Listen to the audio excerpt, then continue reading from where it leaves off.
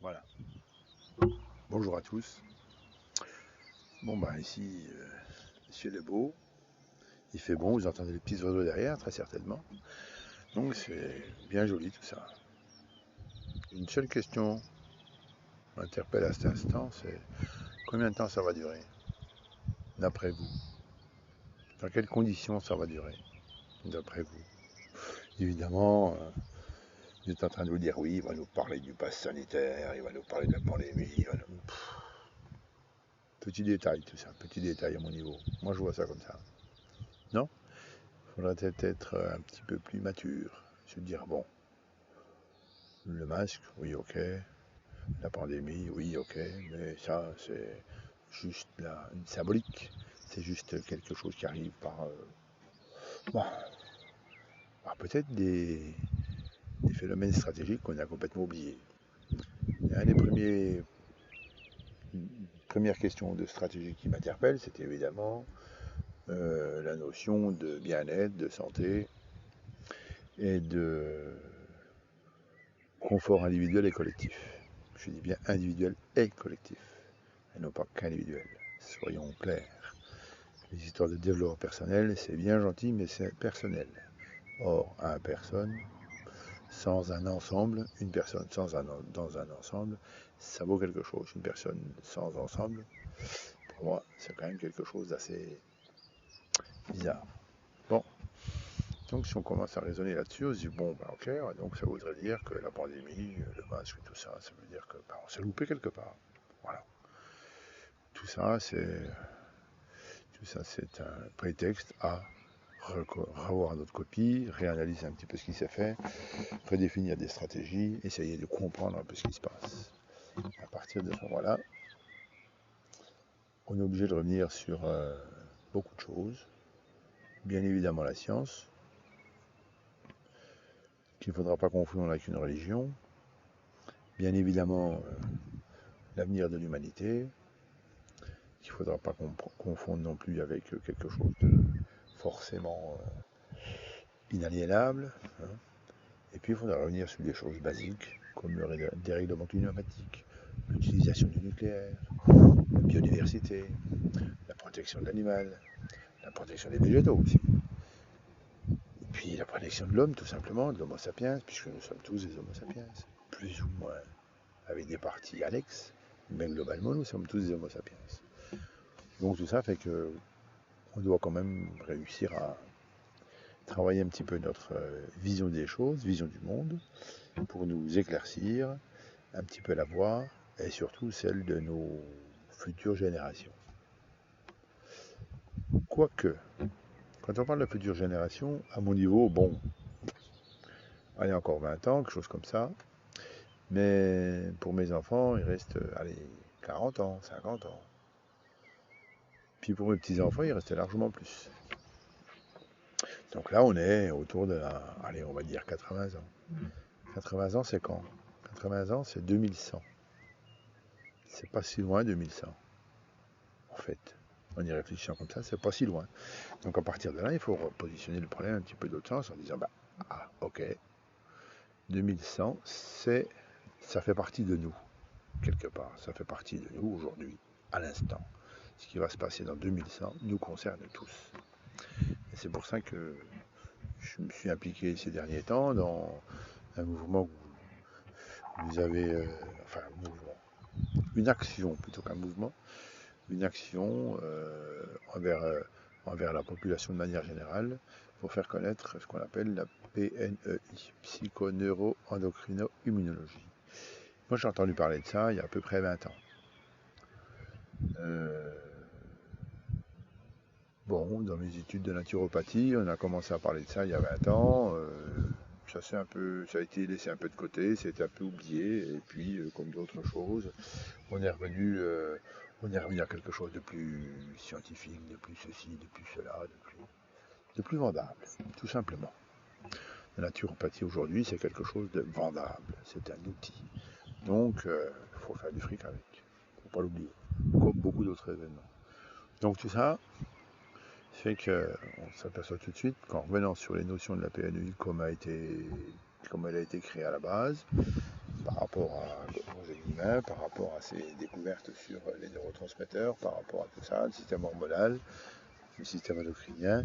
Bon, tout ça fait que globalement, on peut relire notre histoire de manière un petit peu différente, on peut relire notre action, notre pensée, notre vision du monde et nos actions, d'une manière tout à fait concrète et tout à fait différente de ce qu'on a l'habitude de nous vendre aujourd'hui. En fait, la PNLI, c'est quoi? C'est tout simplement se dire que, ben oui, dans un prix, il y a quoi? Premier niveau, deuxième niveau, troisième niveau. J'achète une voiture électrique, il y a quoi? Premier niveau, deuxième niveau, troisième niveau. Il faut intégrer tout ça. Je m'amuse à faire aussi des écoles, par exemple, à raisonner sur l'école avec les enfants. Bon, ben, ça veut dire quoi? La PNEI, ça veut dire quoi? Premier niveau, deuxième niveau, troisième niveau, voire plus.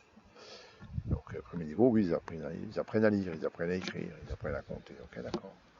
Deuxième niveau, bon, ok, pour en faire quoi? Troisième niveau, ça va donner quoi dans la société? Donc tout ça est à mélanger, revoir un petit peu de manière beaucoup plus globale que ce qu'on a essayé de nous vendre jusqu'à maintenant. Donc la psychoneuroendocrino-immunologie a quelque chose de bien, c'est qu'elle relie justement l'action, la pensée et les effets sur l'individu et son environnement, direct et indirect. Donc c'est un champ extrêmement vaste. C'est une manière de réfléchir qui est vraiment globalisante, holistique comme on dit maintenant.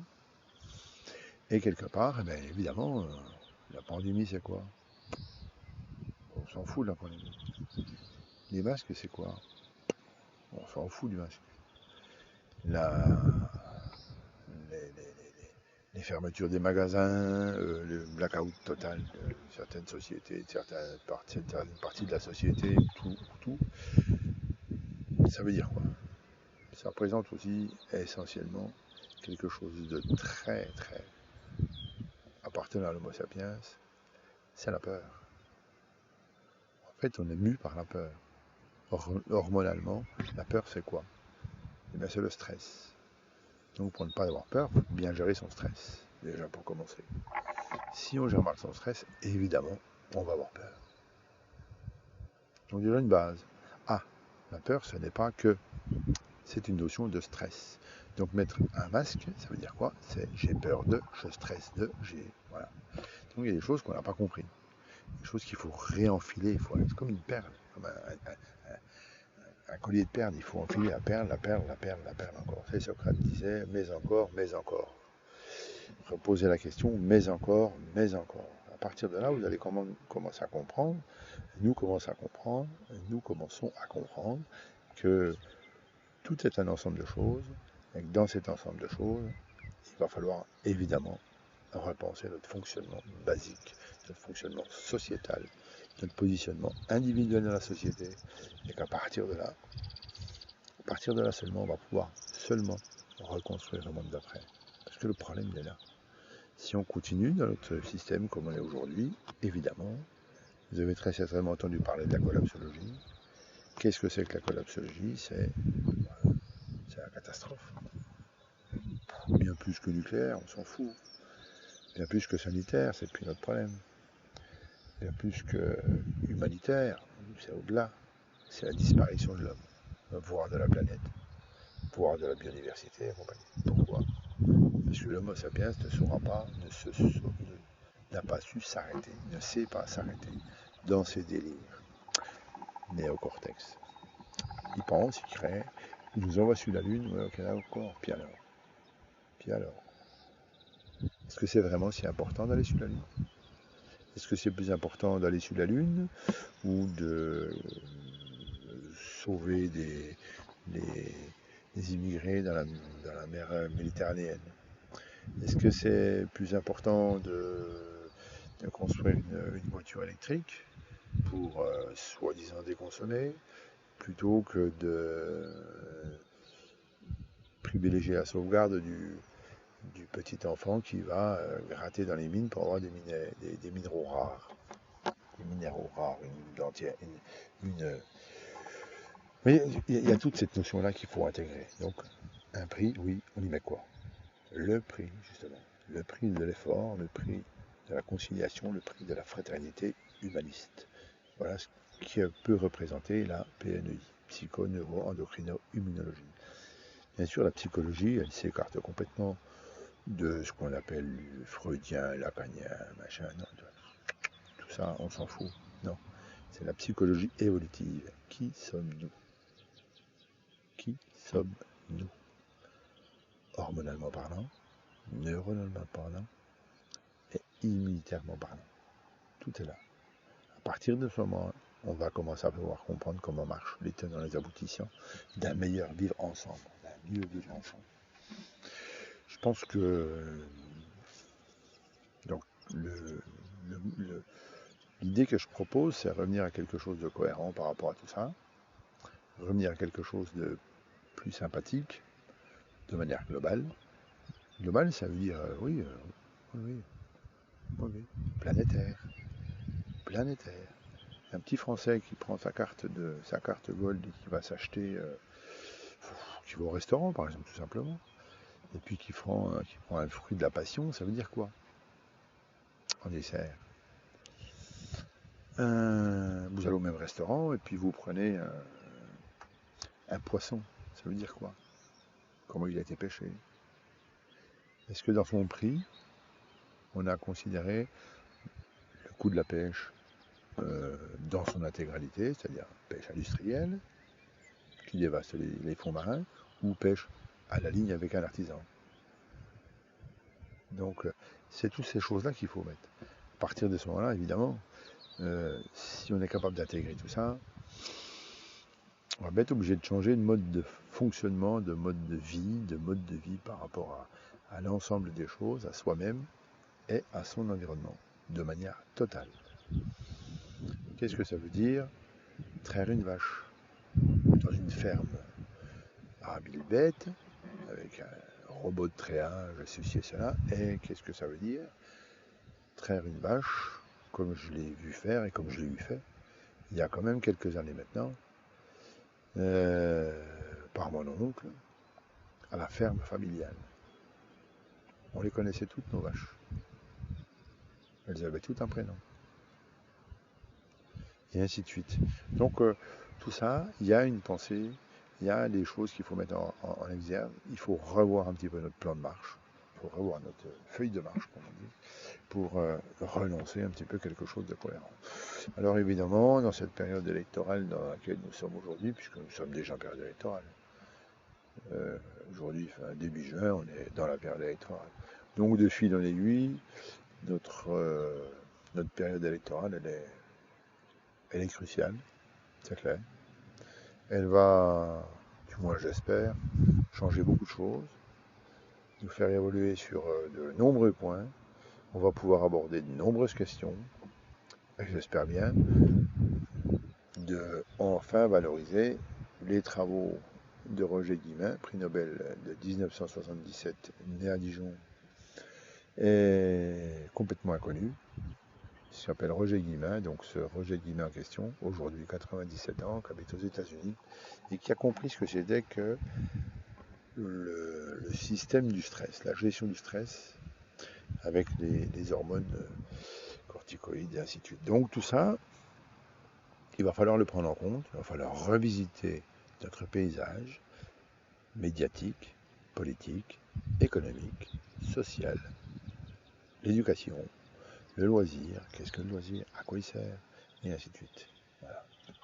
Donc, il va falloir du courage. Ça ne va pas être facile. Ça va tanguer pour beaucoup de monde, c'est clair. Ça va tanguer pour énormément de monde. Par contre, est-ce qu'on a le choix? Vous pensez qu'on a le choix? Le dérèglement climatique, c'est quand? 2100? Ouais. Je vous ai dit, hein. C'est mes petits-enfants, 2100. C'est pas si loin que ça. Alors si certains prédicateurs, on va les appeler prédicateurs pour être gentils, nous disent que la mer va monter de 6 mètres, que le dérèglement climatique va être extrêmement puissant en 2100, oui, ça veut dire qu'avant, il va y avoir des gros changements. C'est-à-dire qu'aujourd'hui, il y a déjà des changements. Donc il va bien falloir qu'on réintègre tout ça dans notre manière de penser. Quand on parle, de l'économie, on dit ok, d'accord, oui, ben, il faut de l'engrais, il faut les engrais, il faut les pesticides, il faut ceci, il faut cela. Ah bon? Combien ça nous coûte? Combien nous coûtent les cancers dus aux pesticides? Combien ça nous coûte au niveau sanitaire, toutes les maladies de civilisation qu'on a aujourd'hui, qui sont en train d'exploser carrément. Ça explose de partout. Que ce soit le cancer, bien sûr, enfin, les cancers, que ce soit aussi alors les problèmes de fibromyalgie. On commence à considérer que c'est des maladies. C'est pas si longtemps, mais il y a longtemps qu'on en parle. On parle aussi, par exemple, de la sclérose en plaques qui explose. Ça explose, la sclérose en plaques. Et ainsi de suite. Donc, toutes ces maladies, alors bien sûr, le diabète, le surpoids, ainsi de suite. Enfin bon, il y en a plein de maladies de civilisation qui sont en train d'exploser littéralement, qui vont nous coûter une fortune au niveau sanitaire, donc économique, donc social, donc qui vont revenir en charge au niveau du des produits financiers, enfin de ce qu'on gagne en général. Donc ça va mettre des charges. Donc on peut toujours aller au boulot. Il y a un moment, on va se faire rattraper par les charges. Ni plus ni moins. Donc c'est aussi à considérer. Aujourd'hui, qu'est-ce qu'il faut faire? Comment il faut voir les choses? Eh bien, il faut les voir absolument d'une manière globale, holistique. Et à mon sens, alors je peux me tromper, c'est pas la panacée, je le sais, il y a sûrement autre chose. Mais si on arrive déjà à intégrer la psychoneuroendocrino-immunologie, la PNEI, dans notre système de pensée de manière logique, tous les jours, dans notre fonctionnement journalier, dans notre stratégie économique, dans notre stratégie politique, ben peut-être qu'on arrivera à changer beaucoup de choses. Rendez-vous avec la PNEI. N'ayons pas peur de changer de paradigme. Merci à vous.